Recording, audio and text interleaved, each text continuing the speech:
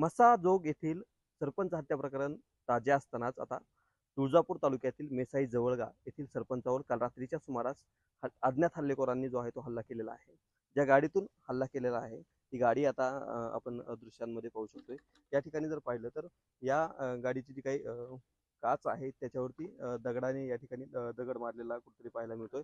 तर समोरच्या बाजूला जे आहे ते अंडे फेकून मारून फोडलेले आहेत. आणि एकंदरीतच जर पाहिलं तर पूर्णपणे जीवघेणा अशा प्रकारचा हल्ला जो आहे तो या सरपंचावरती करण्यात आलेला आहे. स्वतः सरपंच जे आहे ते आपल्यासोबत आहेत. मला सांगा नेमकं घडलं काय नेमकं? मी ज्यावेळेस आमच्या गावातली लाईट चालली होती म्हणून मी आमच्या लाईनमॅन साहेबांशी बोललो की साहेब लाईट का जात आहे, सकाळ धरणं लाईट जात होती. मग त्यावेळेस मी साहेबांशी बोलून मी जिथे लाईटचं काम चाललेलं होतं तिथे ॲक्च्युली मला बघायला जायचं होतं. कारण मी सकाळ धरणं यांचा फॉलोअप घेत होते की लाईट काय येत नाही, गावातली बी नाही आणि शेतातली पण नाही. प्रॉब्लेम खूपच चाललेले. आणि त्याच्या अगोदर कालच माझ्या रात्री गावातले शेरडे चोरीला गेले होते.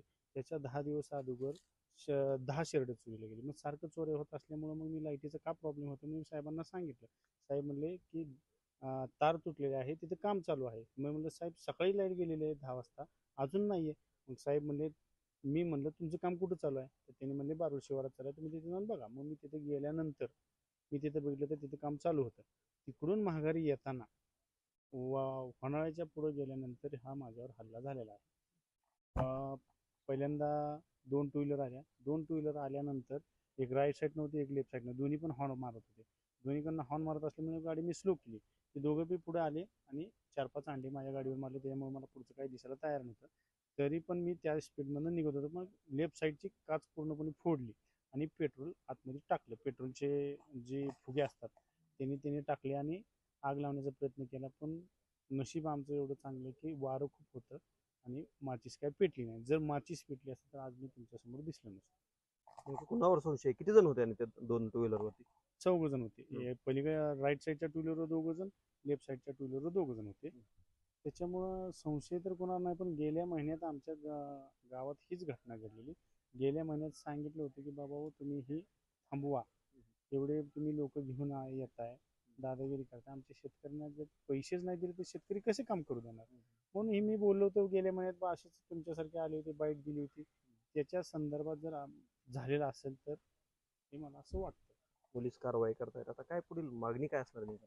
मागणी काय साहेब, संरक्षण दिलं तर मला बरं होईल, एवढंच माझी अपेक्षा आहे. आणि माझ्यासारखे असे कितीक तर सरपंच आहेत की जे करून गावचं हिताचं बघतात. पण जर असं जर होत असेल तर कोण हिताचं बघणार आहे?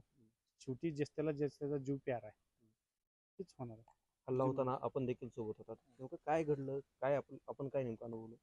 आम्ही लगवीला थांबलो. लगवीला थांबल्यानंतर 1-2 मिनिटाच्या अंतरावरती 2 व्हीलर आल्या. 2 हॉर्न दाबून धरलं इकडनं इकडनं असा आवाज किर केला त्यांनी. आणि मी साईडला बसलो होतो फोन बघत. त्यांनी आला पहिल्यांदा रॉड मारला. त्यांना काही काच नाही फुटली लेफ्ट साईडची पहिल्यांदा. परत नंतर त्यांनी काही दगड काहीतरी घातलं त्याने. नंतर काच फुटली आणि काहीतरी ते फुग्यात पेट्रोल भरलेलं होतं त्यांनी डायरेक्ट अंगावर टाकलं. आणि ते राईट साईडचा लेफ्ट साईडचा जो होता ना त्यानं काडीपेटी पेटवत होता आणि राईट साईडच्यानं काच फोडली आणि मागे येत होते. मी मगाशी सांगितलं काय नेमकं ते शब्द होते ज्यावेळी तुझ्यावर हल्ला झाला त्या हल्लेखोरांचं काय संभाषण होतं? ज्या वेळेस माचीस पेटत नव्हती त्यावेळेस तो पुढच्याला शिवी देत होता का बोलत होता हे मला माहिती नाही. पण यम्मन देंगा, मला हा शब्द एवढा, कुठला शब्द? यम्मन देंगा हा शब्द काही मला नाही माहिती. माझ्या कानावर आला. मी ती साहेबांना पण सांगितलं, पोलीस प्रशासनाला मी जे माझ्यासोबत जे घडलं मी सगळं सांगितलेलं आहे. नक्कीच अत्यंत जीवघेणा जो प्रसंग आहे तो जशाच तसा आपल्याला सरपंच असतील त्यांच्या सहकार्याने सांगितलेला आहे. सध्या जर पाहिलं तर ती जी गाडी आहे ज्या गाडीवरती हल्ला करण्यात आलेला ती गाडी जी आहे ती पोलिसांनी आता आपल्या ताब्यात घेतलेली आहे. आणि एकंदरीतच आम्हाला संरक्षण मिळावं अशी मागणी जी आहे ते हल्ला झालेल्या सरपंचाने देखील केलेली पाहायला मिळते. ओंकार कुलकर्णी, लोकशाही मराठी, धाराशिव.